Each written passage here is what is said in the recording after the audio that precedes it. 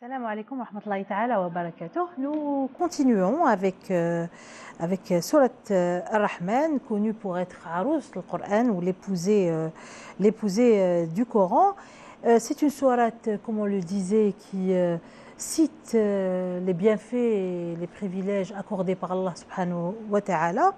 Et justement, ma première question aujourd'hui, c'est... on comprend à travers la sourate que cette vie est périssable. On le comprend.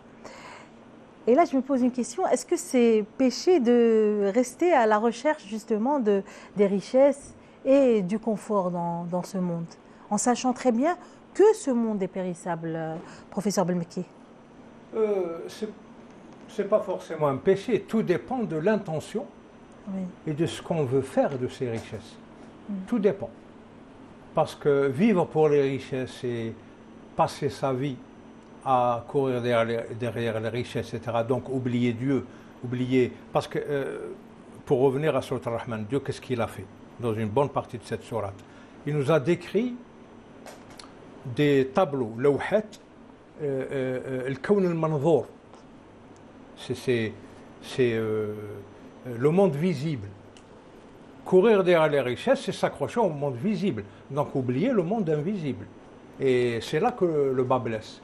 Donc bon, c'est une question intéressante, mais... Pourquoi? Parce que ça révèle une sorte d'arrogance de l'être humain?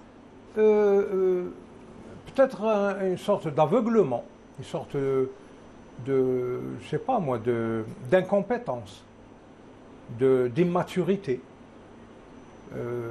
Mais d'arrogance, oui, dans certains cas, surtout les milliardaires qui courent le monde actuellement, c'est de l'arrogance pure et simple. D'ailleurs, ils ont même des visées hégémonistes. Mais est-ce que c'est pas bien Ghaniyun Shakur, khayrun min faqirin sabour? Évidemment, évidemment. Alhamdulillah, alhamdulillah, d'un homme riche qui dit alhamdulillah quand il monte sur son lit de dibel, etc. Qui Dieu, le dit et qui, dont les actes aussi le prouvent aussi, qui le dit pas seulement. Le seul fait, pour un homme très riche, quand il monte sur son lit de Maharaja, il dit alhamdulillah, c'est mieux que 70 ans de ibadat d'un pauvre qui est obligé d'invoquer Dieu positivement. Il est obligé de le faire. Mais cet homme riche, il n'est pas obligé de le faire. Il le fait. Donc, son alhamdulillah vaut 70 années de ibadat de l'autre. Tout dépend de ce qu'on y met dedans, de l'intention qu'on y met. Je crois qu'il serait intéressant d'insister un petit peu sur le monde invisible dans Surat Ar-Rahman. Et moi, je préfère le mot... On l'a pas fait assez la semaine dernière. Pas assez, parce que le monde invisible, c'est l'infini. Moi, entre parenthèses, je le dis, bon, ça n'engage que moi. Moi, je préfère le mot sirène au mot épousée. L'Arous. L'Arous, c'est la sirène du Coran. Ar-Rahman, c'est la sirène du Coran. Cette créature extraordinaire, surnaturelle, mythique, mais surnaturelle, disons surnaturelle, qui attire par la beauté de sa voix, par la beauté de son apparence. C'est ça, Surat Ar-Rahman, c'est la sirène du Coran, Arous al-Coran. Je préfère sirène. Je ne sais pas ce que vous en pensez, mais... C'est le sens, essentiellement, c'est le sens. Parce que l'épouser, de l'attirance, de ce rythme, de ce verbe, c'est vraiment la beauté du Coran. Juste deux mots sur cet aspect de finitude, de fana. Kullu min aliha fan. Et ça s'achève par ce verset. Tout ce qui se trouve sur terre est périssable. Il ne restera ou ne subsistera que la face de ton Seigneur. Les anges, en écoutant ce verset, ils en posent la question, tu as dit, tout ce qui se trouve sur terre est périssable. Cela veut dire que nous, on va rester, on va demeurer. Il a révélé notre verset, tout ce qui se trouve dans les univers est périssable. Et le deuxième verset, il ne restera que sa face. Mais le plus extraordinaire dans ce verset de la finitude, il n'a pas été dit tout ce qui se trouve va être anéanti. كل من عليها فان. عليها. Maintenant déjà, كل من عليها au présent. Pourquoi il a utilisé le présent? Il est en train de... Justement, il est en train et comme si c'était déjà fait. C'est tellement évident. C'est tellement évident. Le processus est en action. Mais le verbe qui a été utilisé, comme lorsqu'il lui dit, il ne dit pas tu vas mourir, ils vont tous mourir. Ça c'est déjà passé. C'est comme c'est déjà fait, tellement c'est évident. C'est pour ça qu'il y a un autre verset qui dit l'humain est un instant de l'éternité. C'est quoi une vie de 70 ans, de 80 ans, de 100 ans par rapport à l'échelle de l'éternité? On n'est même pas un brin de lumière, même pas un souffle. Combien de milliards de personnes à l'échelle de la création, depuis la création de l'être humain, parmi tous ces milliards qui ont existé, même ces millions et des millions, voire des milliards d'années, c'est quoi une vie de 70 ans?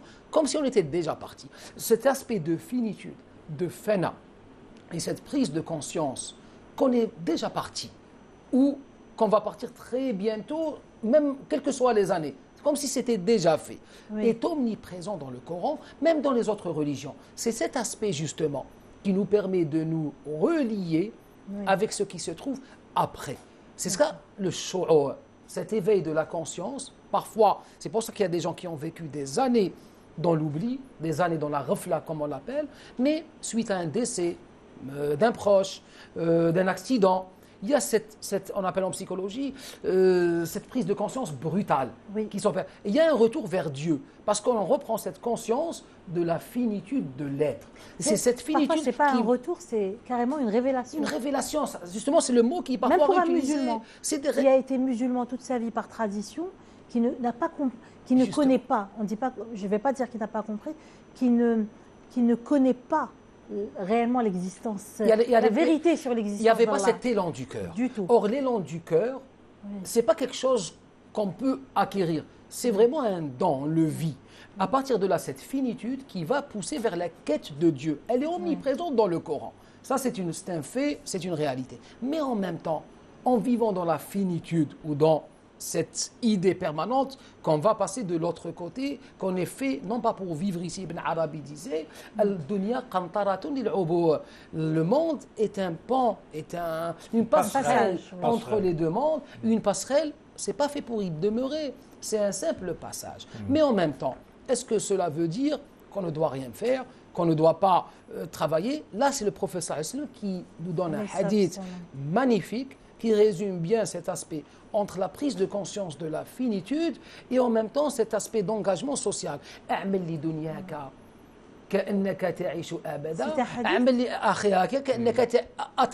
on dit un atar, c'est-à-dire que même si le verbe peut ne pas être attribué au prophète sallallahu alayhi wa sallam, mais il sahih al-ma'na, parce qu'il y a d'autres hadiths dans le même sens qui lui donnent cette force. Comme si tu es dans cette finitude.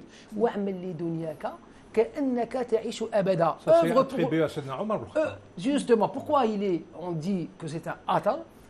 Œuvre pour l'autre monde, comme si tu allais mourir demain, et en même temps œuvre pour ce bas monde, comme si tu vivais éternellement. Il y a d'autres hadiths, lorsqu'il est dit, qui sont dans le Sahih, al-dunya matiyatul akhirah.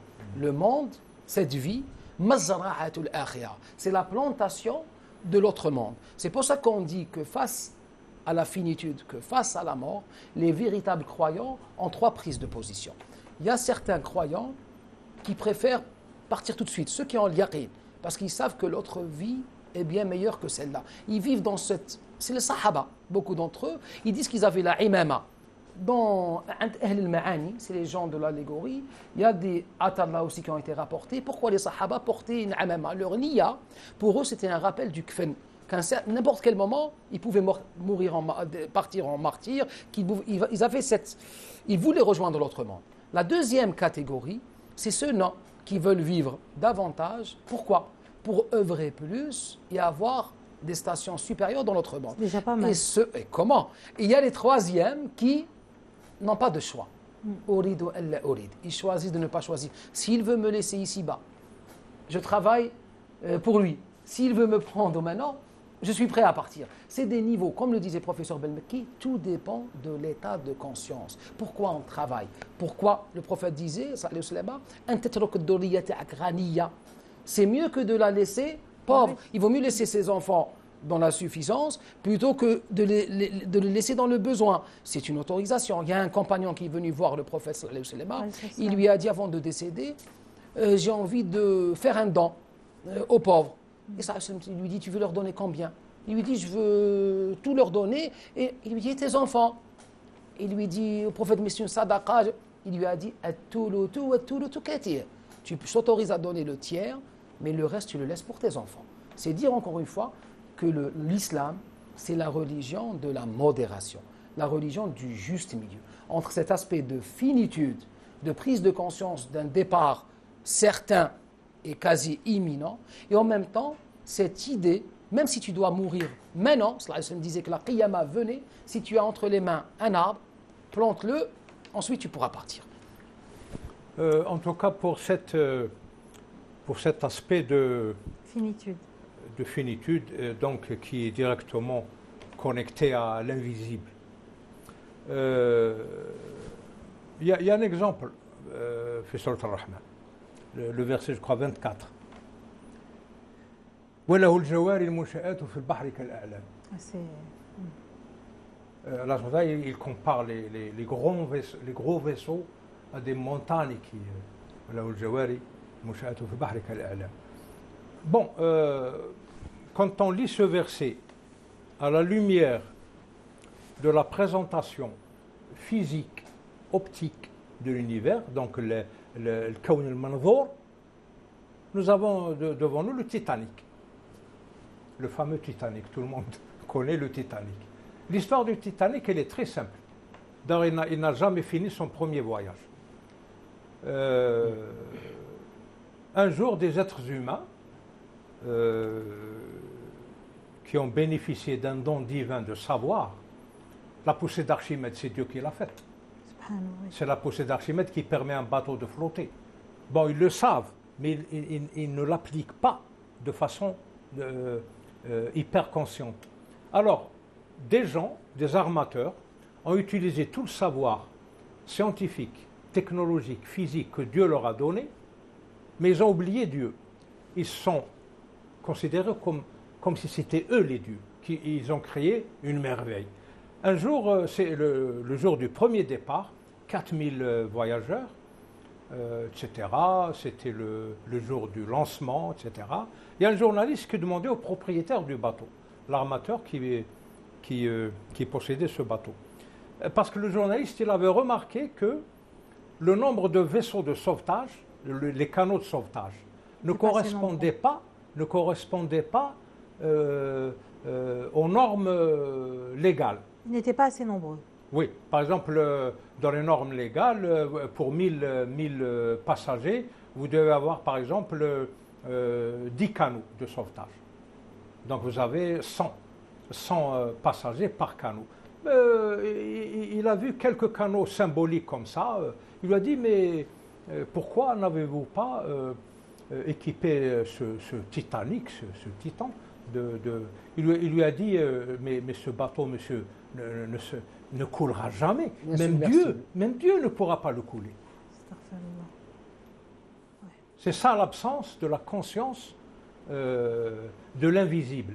Eh bien, au beau milieu du chemin, un iceberg s'est détaché, il est venu le couper en deux, il a coulé. Voilà. Qui l'a coulé? Pour un croyant, c'est Dieu, oui. Parce que le gars, il a dépassé ses limites. Et pour un non-croyant, c'est la physique, c'est un iceberg qui a eu... C'est un concours de circonstances. Voilà, un concours de circonstances, etc. Alors, récemment, il y a 5 milliardaires qui ont affrété un petit sous-marin pour aller visiter le Titanic.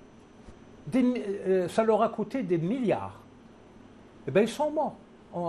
Leur petite coque a implosé. Ils sont morts. On n'a même pas retrouvé leur corps. Au lieu de dépenser cet argent, surtout le Pakistan et son fils, des milliardaires qui vivent dans un des pays les plus pauvres de la Terre, ils dépensent des milliards pour aller visiter le Titanic qui symbolise le kufr.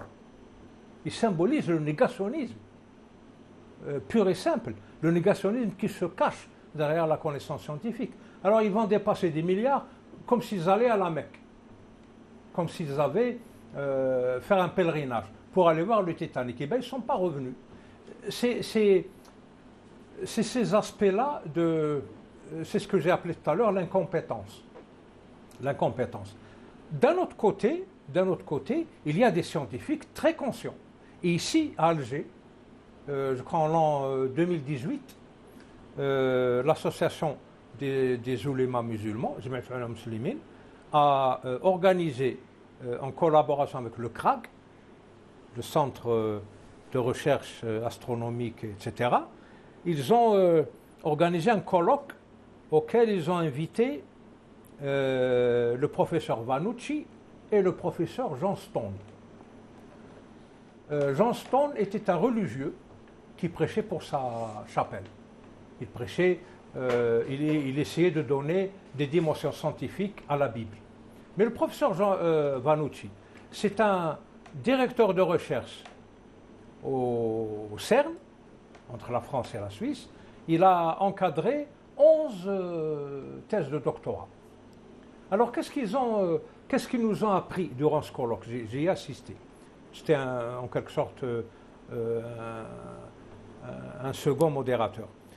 Il nous a enseigné que tout ce qu'on sait actuellement, regardez l'humilité du véritable savant, du véritable scientifique. Il demeure humble, l'humilité du savant. Il nous a dit que les astrophysiciens ont découvert que tout ce qu'on connaît de l'univers actuellement ne représente même pas 5% de cet univers. Et que la matière de l'univers, qu'il appelait le neutrinos, c'est la matière grâce à laquelle Dieu communique avec l'univers. Parce que ces neutrinos n'ont pas de vitesse. Ce n'est pas comme par exemple ce stylo qui ne peut pas voyager plus vite que la lumière.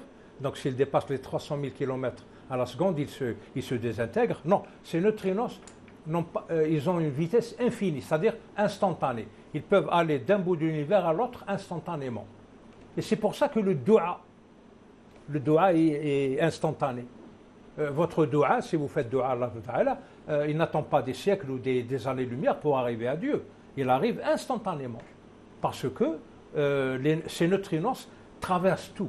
Ils nous traversent. Ils traversent cette table, ils traversent ce studio, ils traversent toute la création, ils la traversent. Et c'est grâce à ces neutrinos que Dieu contrôle l'univers. Bon, lui, le professeur Vanucci, est arrivé à cette conclusion. C'est dire encore une fois combien la connaissance humaine ou les savoirs qu'on a aujourd'hui restent limités. C'est pour ça que dans la qissa entre Sidna Moussa et Sidna Al-Khadar, il y a une grande sagesse à tirer. Sidna Al-Khadar,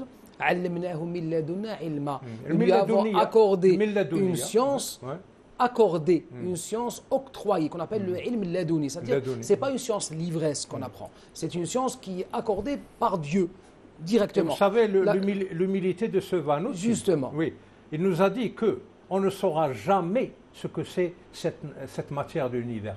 Parce que pour le savoir, tenez-vous bien, pour le savoir, il faudrait qu'on construise un accélérateur de particules aussi grand qu'une galaxie. Dans le même sens, en fait, justement. Ça, c'est l'humilité. Et Sidna Moussa, c'est la science religieuse, la science de la révélation, la science qu'on apprend, qu'on acquiert. Lorsqu'ils allaient se séparer, après cette rencontre, Sidna Al-Khadir se retourne vers Sidna Moussa. Et il lui dit, j'ai une science inconcevable, inimaginable que je détiens. Ilmun adim. Tu as une science, tu possèdes une science immense, qu'on ne peut englober. Mais nos deux sciences réunies, il y avait un oiseau qui venait, qui picotait sur l'océan, sur le rivage. Et nos deux sciences réunies ne sont même pas que comme un point dans l'océan du savoir de Dieu. C'est pour ça que l'humain doit acquérir plus de modestie. Il faut savoir dire on ne sait pas. C'est pour ça que Abi Bakr radiallahu anhu disait Muntaha al-ma'rifa. La finalité de la connaissance est de reconnaître avec certitude qu'on ne sait pas, que nos connaissances sur l'univers, sur le monde, restent très très limitées. C'est relatif. D'où il y a des dizaines, parce qu'il y a comme ça des versets pour lesquels il y a eu On dit jusqu'à plus de 70 exégèses qui ont été proposés, comme Rawhun wa Rayhan par exemple. Il y a eu plus de 70 tafsirs qui ont été proposés. Pour Maraj al-Bahrayni yaltaqiyan, baynahuma barzakh la ibriyan, les deux mers qui se rencontrent, entre les deux un isthme, barzakh. L'aspect le plus apparent, c'est qu'il y a des endroits dans l'océan où il y a de l'eau douce et de l'eau salée qui se rencontrent et ne se mélangent pas.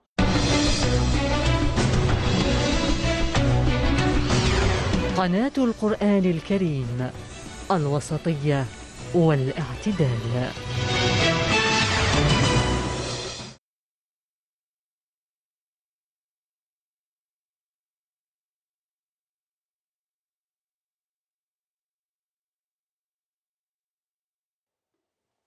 أعوذ بالله من الشيطان الرجيم. بسم الله الرحمن الرحيم.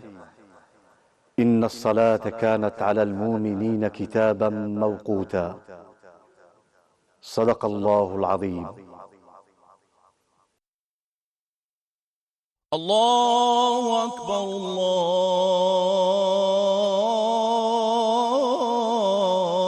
الله أكبر. أشهد أن لا إله إلا الله.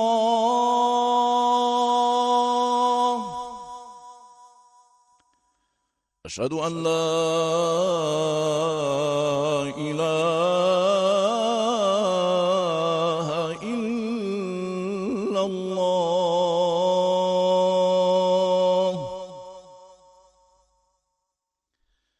أشهد أن محمدا رسول الله.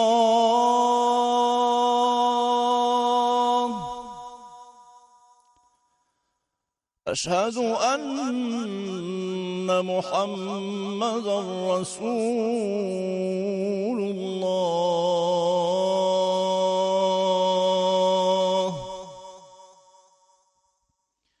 حي على الصلاة.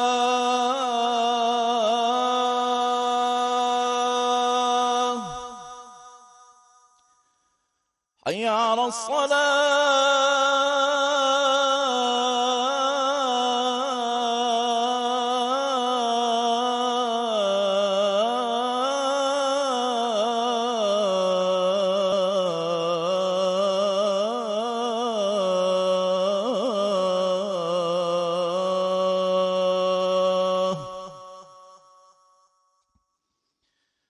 حي على الفلاح.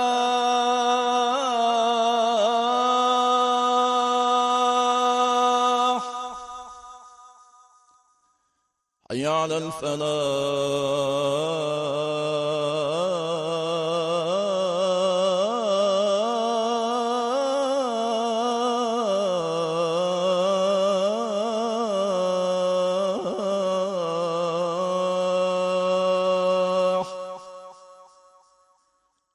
الله أكبر الله أكبر. لا إله إلا الله.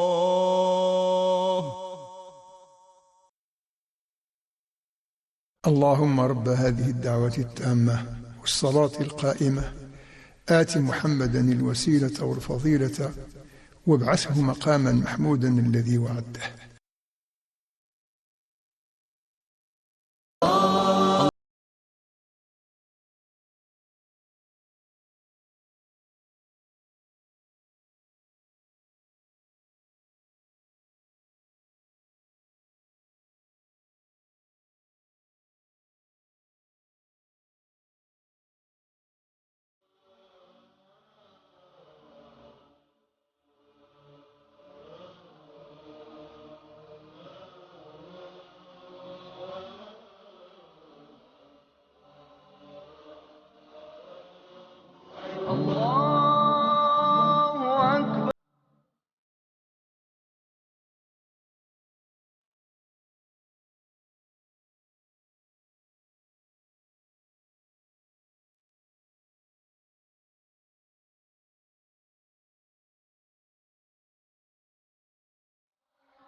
سئل النبي صلى الله عليه وسلم: أي الأعمال أحب إلى الله؟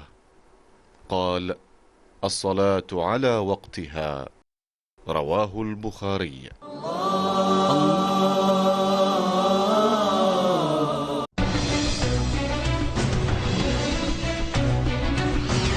قناة القرآن الكريم، الوسطية والاعتدال. Mais encore d'autres sens. Maraj al-Bahreïn, il a été encore dit, le Bahreïn c'est ce monde du visible et le monde de l'invisible qui se rencontrent, mais en même temps il y a un isme entre les deux et l'un ne va pas détériorer l'autre. C'est l'analogie. C'est les deux mondes, le monde de la dunya et le monde de la akhira. Il va y avoir un barzakh entre les deux. C'est-à-dire, tout ça pour dire que plus on a conscience qu'on ne sait pas et plus on doit découvrir et on sait qu'il nous reste beaucoup à découvrir. L'analogie. Oui. Mais en tout cas, si l'armateur du Titanic était musulman, convaincu, hein, il aurait mis sur la proue de son bateau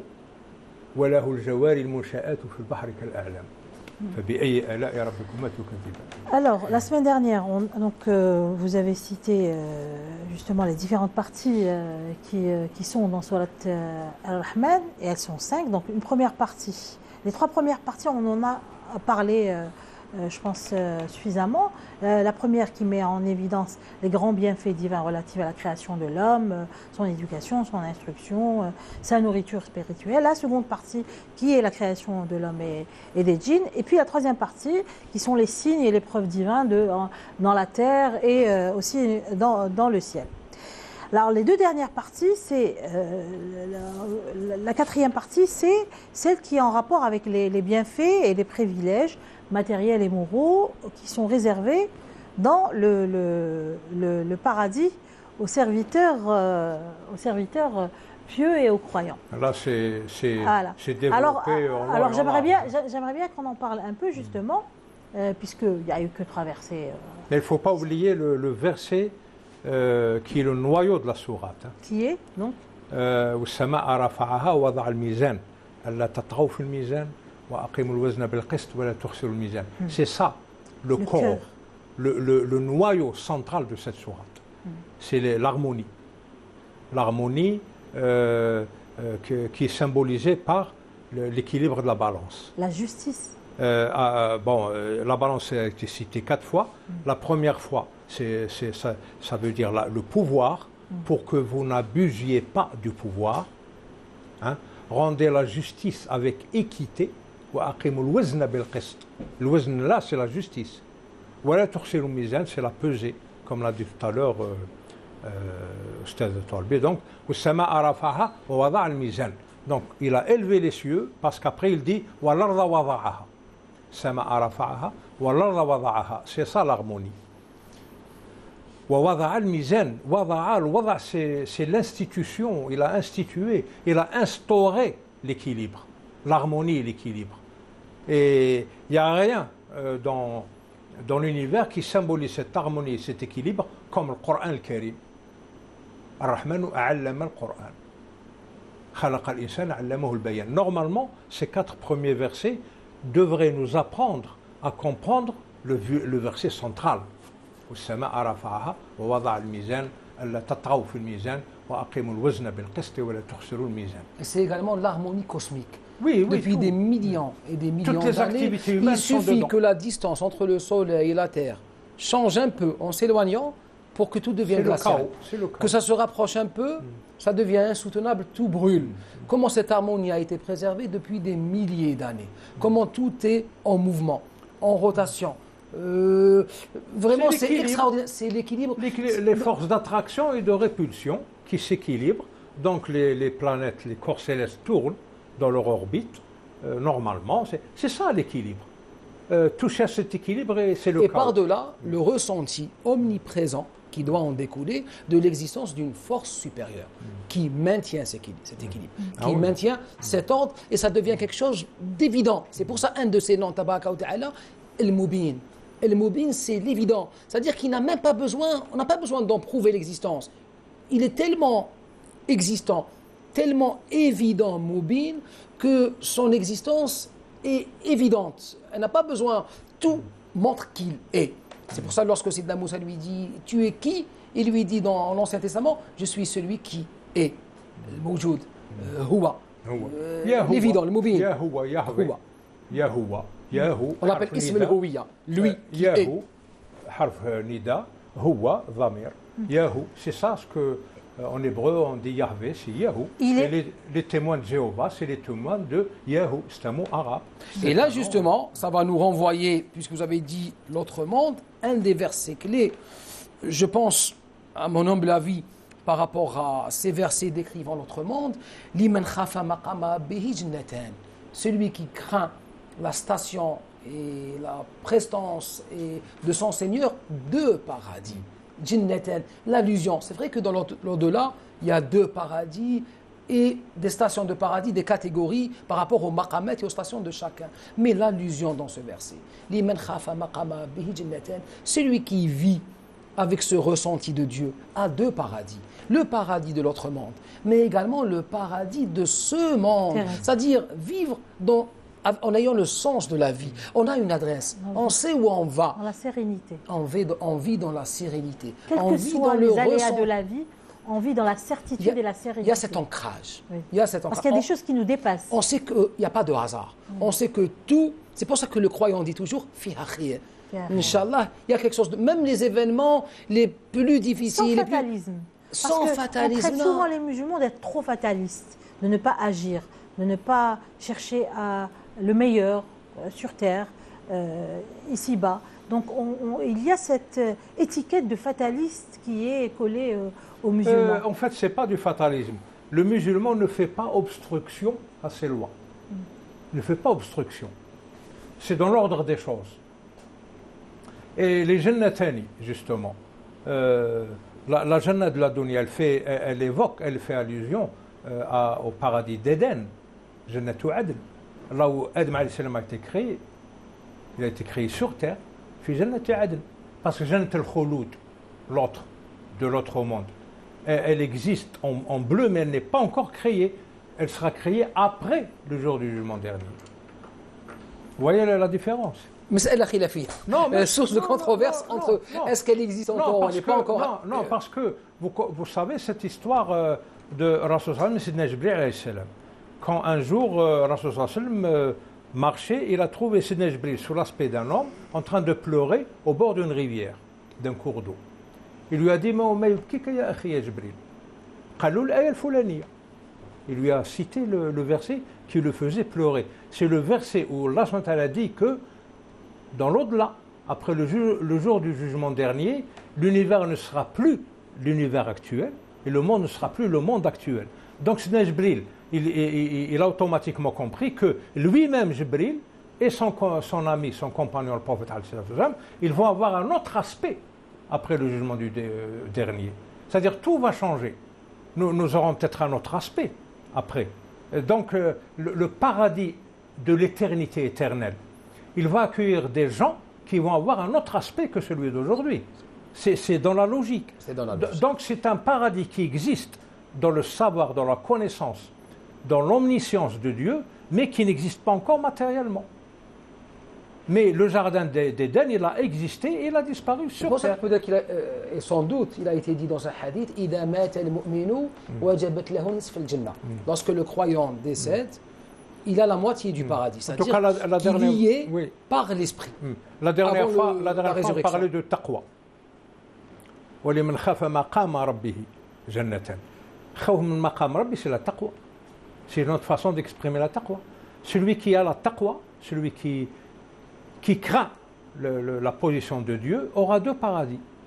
Et il va d'abord revivre le paradis d'Éden, le jardin d'Éden, de son aïeul Adam alayhi salam, et ensuite il aura comme rétribution le paradis de l'éternité. Et dans le même sens, professeur, lorsqu'on lit, que ce soit les versets de Surat Al-Rahman ou des autres versets qui traitent de l'autre monde, il faut toujours garder à l'esprit le hadith du prophète sallallahu alayhi wa sallam, le hadith Qudsi qui dit « A'dadtu li'ibadi ma la 'aynun ra'at J'ai réservé à mes serviteurs ce qu'aucune ouïe n'a jamais entendu, aucune vision n'a jamais vu et qu'aucune idée ne peut traverser. C'est-à-dire que c'est, lorsqu'on voit un romaine, lorsqu'on voit des pommes, c'est pas comme on les conçoit la pomme de ce monde-là. C'est pour ça, les ulama donnent cet exemple, c'est comme un fœtus qui se trouve toujours dans le ventre de sa mère. Il est dans un monde, il est vivant, on dit, ça a été scientifiquement prouvé, il écoute les sons, il reconnaît la voix de son père. La voix de son père. Il est vivant, il existe. À ce fœtus ou à cet embryon, malgré sa vie de poisson. Essayez de lui décrire, de lui expliquer que dans 8 mois, 9 mois, comme nous dans 90 ans ou 80 ans ou beaucoup moins, allez lui expliquer que tu vas sortir, tu vas trouver un soleil, tu vas trouver des cieux, tu vas trouver des lumières, tu vas trouver des humains. Or, lui ne connaît pas ces concepts.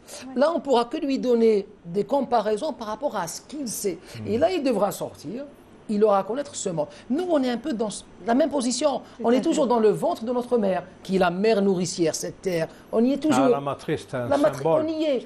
Et là, sallallahu alayhi wa sallam, qui a fait le voyage et qui est revenu du voyage, il a vu des réalités tellement élevées, tellement supérieures, que dans beaucoup de cas, nous mortels qu'on est, limités qu'on est, il nous les explique par allusion, en nous donnant des comparaisons avec des choses, des éléments qu'on connaît de notre monde. C'est pour dire que ces éléments existent, mais elles existent d'une manière différente, tout comme les personnes. C'est pour ça qu'il est dit que le corps humain lui-même ne sera pas comme ce corps. Il aura une longueur de 30 mètres, un peu moins, 30 coudées, un autre aspect. Pareillement pour les fruits. En verre, mais en même temps en argent. Lorsque le croyant veut se nourrir de quelque chose, c'est l'arbre qui vient vers lui. C'est des réalités. Mais c'est essentiellement... J'adore ce verset. C'est essentiellement des comparaisons avec ce qu'on connaît. Mais tout comme on peut les imaginer, ça ne sera jamais comme c'est dans ces réalités, parce que c'est des réalités supérieures. Est-ce que ça... Parce que justement, lors du Isra et du Mi'raj, justement, Rasul sallallahu alayhi wa sallam a tout vu. Allah subhanahu wa ta'ala lui a montré. Est-ce que ça existe déjà? Je veux dire, parce qu'il a aussi bien vu des personnes dans le paradis, comme le Macheta, Machet Pharaon, etc. Il a aussi vu des personnes qui étaient en train de... On en parlait, d'où la controverse. Il y a ces hadiths, justement. Certains vont s'y référer pour dire que ça existe. Et le prophète y était, sallallahu alayhi wa sallam. D'autres qui disent, comme nous l'a rapporté le professeur Ben-Mekki, que ça existe dans la connaissance de Dieu, et ça existe substantiellement. Et le jour dernier, Dieu, il a été dit, toute la création, le livre sera refermé, et là, plus rien ne subsistera. Oui, mais il ne restera que Dieu. Et là, il va réouvrir le livre, tout va être recréé de nouveau. C'est parce qu'il y a ces deux lectures qui vont donner ces deux niveaux d'appréciation. Il ne faut pas oublier que Rasul sallallahu alayhi wa sallam, Laylat al-Isra wal-Mi'raj, est arrivé qaba qawsayni aw adna min Allah subhanahu wa ta'ala. Fat Sidrat al-Muntaha, fatha. Sidna Jibril alayhi salam n'a pas pu passer au-delà de Sidrat al-Muntaha, mais Rasul sallallahu alayhi wa sallam a pu le faire. Il est arrivé qaba qawsayni aw adna, 2 arcs, la longueur de 2 arcs. Bon, tout ça c'est symbolique, parce que Dieu, on ne peut pas lui donner un physique ou une forme.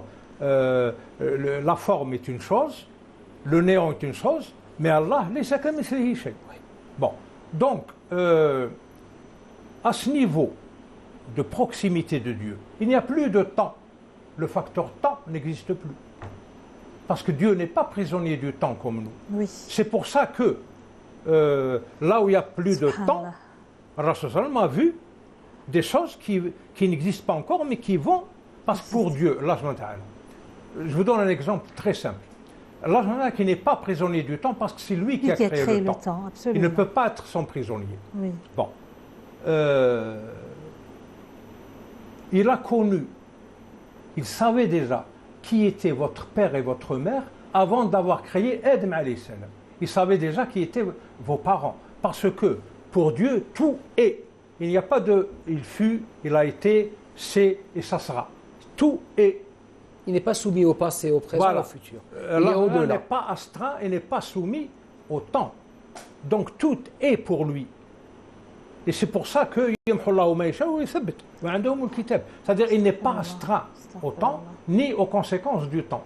Donc quand Rasul il a vu les habitants du paradis, quelle catégorie de gens vont remplir le paradis, quelle catégorie de gens vont remplir l'enfer, c'est que Dieu l'a laissé arriver à un endroit où le temps n'existe plus.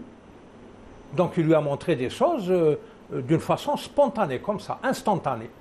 Et c'est ça l'explication, il n'y a pas de controverse. Mais là où il y a controverse, c'est que, tout en sachant que, après le jugement du dernier, c'est-à-dire dans la vie d'après, dans l'au-delà, on ne sera plus comme on est aujourd'hui. Notre aspect changera. Ce n'est pas uniquement une question de longueur, de taille, ça. On ne sera plus comme on est aujourd'hui. C'est le verset, comme l'a interprété Jibril, qui l'a révélé au prophète. Il sait très bien les sens cachés de ce verset. On n'aura plus cet aspect. Alors expliquez-moi la controverse entre les gens qui vous disent Dieu, on le verra avec nos yeux, et les autres qui vous diraient non, Dieu, on le verra avec notre fouet. Puisque même le sens, c'est même pas les mêmes sens. Voilà, ils se trompent tous, parce que quand on sera en position de voir Dieu, on n'aura plus le même aspect qu'aujourd'hui. Donc ils sont en train de faire des controverses pour rien.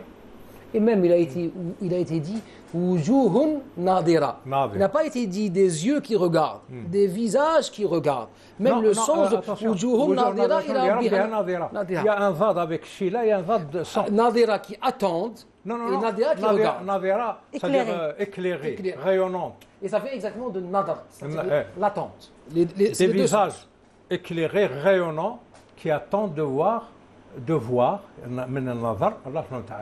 Il y a le Sheila et le Nadar, c'est la beauté, le rayonnement. Et le Nadar, c'est la vision. C'est ça la magie de la langue arabe. Lorsque on parlait de finitude, vous avez dit que vous avez cité le verset où Allah subhanahu wa ta'ala dit qu'il va refermer ce monde comme on ferme un livre. Voilà. Dans une autre sourate, Allah subhanahu wa ta'ala dit Illa masha'Allah. Lorsqu'il parle de Al-Khulud. Khalidina fiha illa masha'Allah. Non, lorsque tout ce qui vit sur cette terre sera. Justement, lorsqu'il est dit. Sera mort, sera fini. Non, dans les derniers sourates, dans le Mufassal, dans une des sourates de Mufassal, il dit Illa masha'Allah. Justement, est-ce que ça veut dire qu'il y en a qui vont pas subir cette fin? La fin, comme on l'a déjà vu dans un numéro précédent, lorsque la thématique de la finitude a été abordée dans le Coran, le premier verset relatif à cet aspect de finitude, c'était Kullu man 'alayha fan wa yabqa wajhu rabbika dhul jalali wal ikram. 'Alayha, dans le tafsir, c'est la terre. Tout ce qui se trouve sur terre est périssable. Il ne restera que la face de ton Seigneur. Les anges, on pose la question, les êtres supérieurs ne sont pas concernés par ça, parce qu'ils ne vivent pas sur terre, ils vivent dans d'autres mondes, ils sont dans d'autres référentiels. Il y a eu un deuxième verset qui a été révélé, Kullu shay'in halikun illa wajhuhu. Tout ce qui existe dans ce livre de l'existence est halik, est périssable.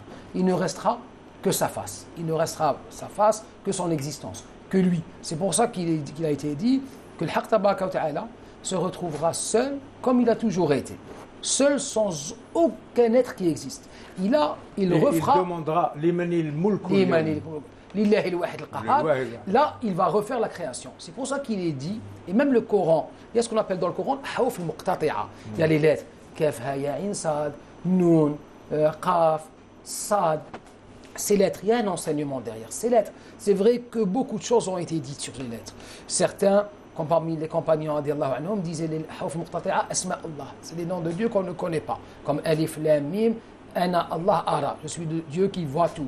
Les Sahaba ont essayé de nous donner des tafsirs. D'autres disent que ça a des valeurs mathématiques d'événements clés qui arriveront dans cette existence, qui ont été cachés dans le Coran. D'autres ont dit, elle recèle toute la science de ce qui a été et de ce qui sera. C'est huruf.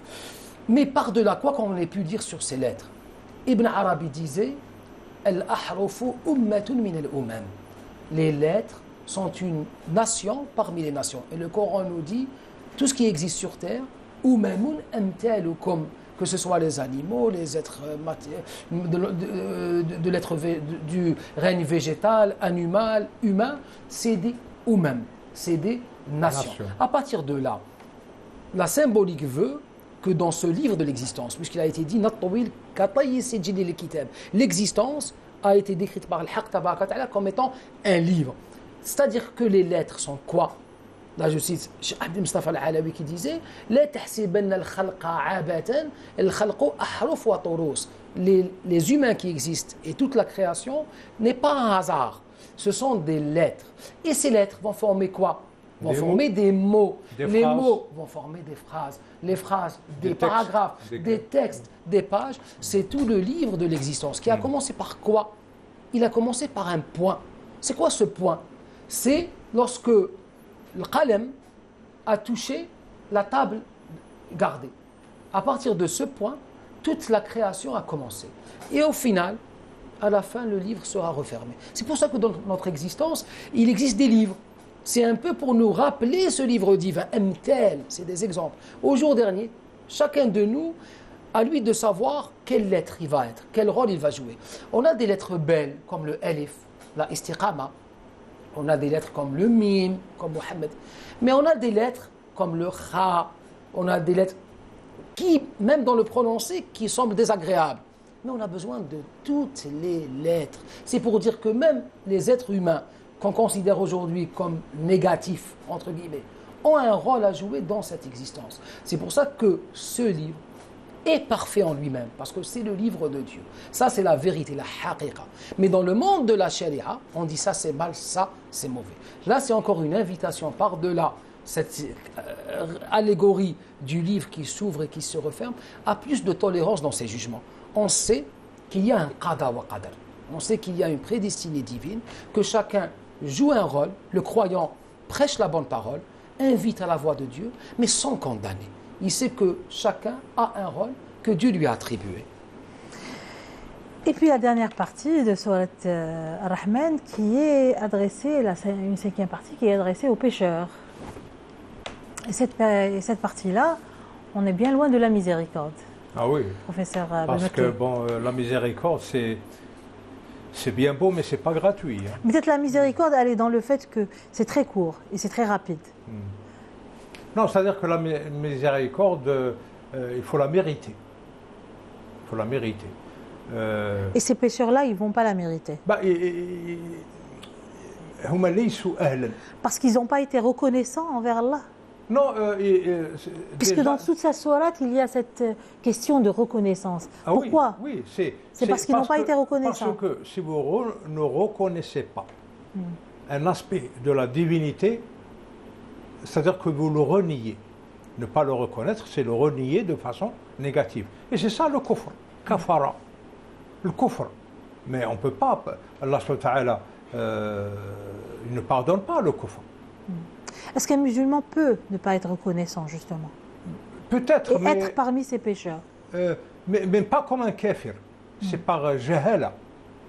Il peut ne pas reconnaître par jahala, par ignorance. Et malheureusement, les musulmans aujourd'hui, ils souffrent de ce qu'on appelle l'ignorance complexe. C'est-à-dire l'ignorance d'un ignorant qui ignore qu'il est ignorant. Oh là là. On appelle jahl al-mu'aqqad. Oh là là. Al-murakkab. C'est l'ignorance complexe. L'ignorant, il ignore qu'il est ignorant. Alors allez lui expliquer quelque chose. Et pire encore, lorsqu'il considère que c'est un savant, il pense qu'il sait. C'est encore, ça rend la question encore plus compliquée. Mais le croyant, c'est vrai que ce verset, quel bienfait de Dieu vous reniez, s'adresse aux non-croyants, mais il peut s'adresser aux croyants également. C'est pour ça qu'on dit que le kufr naw'an, ce qu'on appelle le kufr, est de deux catégories. El kufr al-akbar, le kufr ou l'apostasie qui fait sortir de l'islam. Il y a le deuxième kufr que Ibn Abbas disait, kufrun duna kufrin. C'est une forme de kufr, c'est le fait de voiler, mais qui ne fait pas sortir de la religion. En fait, lorsqu'il a été dit pour la prière, man tarakaha faqad kafar, pour nos fuqaha, kafar, c'est-à-dire qu'il a été, il est concerné par ce verset, c'est-à-dire qu'il n'a pas remercié Dieu, bien qu'il reste musulman, mais kafara, c'est-à-dire c'est le contraire du fait de remercier. Il a renié l'existence de Allah. Non, c'est le fait de ne pas remercier ses bienfaits. De ne pas obéir. Il y a kufr ta'a. Kufr ta'a, la désobéissance. Exactement. Par exemple, ne pas faire ces rituels. Kufr ni'am. On reste musulman, mais c'est considéré comme une forme de kufr asghar. C'est-à-dire qu'il ne fait pas sortir de la religion. Kufr kada. Le kufr, dans ses formes mineures, il est multiple. Hein. Il est multiple. Et le problème, c'est que les gens, les gens, ils atteignent des niveaux d'inconscience, pas de conscience, des niveaux d'inconscience qui font qu'ils font des actes de kufr mineurs sans le savoir, sans qu'ils le sachent. C'est ça le problème. Et c'est cumulatif. Hein. C'est cumulatif. Parce que là, le kufr évident, renier l'existence de Dieu, l'ilhad, le kufr, ça c'est évident. Bien peu de gens tombent dans ce panneau. Mais les petits coffres là, les coffres mineurs que j'appelle, le coffre majeur il est clair, mais les petits coffres là, les coffres mineurs, on en fait tout le temps. Hein. C'est pour ça que les sahaba disaient dans le hadith, par exemple. C'est pas le coffre de ne pas croire en Dieu, c'est le coffre d'oublier Dieu, de ne pas remercier Dieu comme il mérite d'être remercié. Et ce qui est extraordinaire dans ce verset également, 3 versets qui concernent Al-Nar. Et tout le reste, plus de 30 versets, qui est la description de la rahma. Mais en même temps, c'est le même style dans la sourate Al-Insan. Ensuite, ça passe toute la sourate, c'est le descriptif du Coran. Comme Ghalabat Rahmati al-Ghadab. On le voit clairement. Et même pour cette catégorie, la porte de la miséricorde n'est pas fermée. Il y a beaucoup de hadiths sallallahu alayhi wa sallam où il dit Yawm al-Qiyamah, le haqq tabaraka wa ta'ala se manifestera avec une badalahum min Allahi ma lam yakunu yahtasibun. Dieu apparaîtra d'une manière personne ne s'y attendait. Dans le hadith, il sera tellement miséricordieux que même le shaitan lui-même aura cette espérance. Il y a beaucoup d'autres hadiths. Il y a un hadith par exemple qui dit un homme qui est resté des centaines d'années en enfer. Le ramène devant lui, face à lui. Il le ramène, il lui dit alors, comment tu as trouvé l'enfer? Comment tu as trouvé? Il lui a dit j'ai été châtié, tu te rappelles ce que tu as fait? Il lui rappelle tous ses actes. Là, l'homme il part. En partant, il lui dit remettez-le là où il était. Il repart. Lorsqu'il repart, il retourne la tête, il continue. Il lui dit pourquoi tu t'es retourné? Il lui dit Amelt. J'avais l'espoir que tu me pardonnes. Je lui ai pardonné. Il y a beaucoup de hadiths dans ce sens. Où le haqq tabaraka wa ta'ala, l'apport de la miséricorde, c'est vrai qu'elle se mérite. Jaza'an bima kuntum ta'maloun. C'est la rétribution de vos actes. Mais il y a toujours cette idée qu'il faut jamais, et qui nous apprend en même temps la modestie. La yadkhul al-jannata ahadukum bi'amalihi. Personne ne rentrera au paradis par ses actes. Wa anta ya Rasulullah. Wa ana, moi-même je ne rentrerai pas au paradis par mes actes, disait sallallahu alayhi wa sallam. Illa an yataghammadani Allahu bi rahmatihi. Sauf si la miséricorde de Dieu me touche. Et ça nous apprend sallallahu alayhi wa sallam l'humilité. C'est pas par nos actes.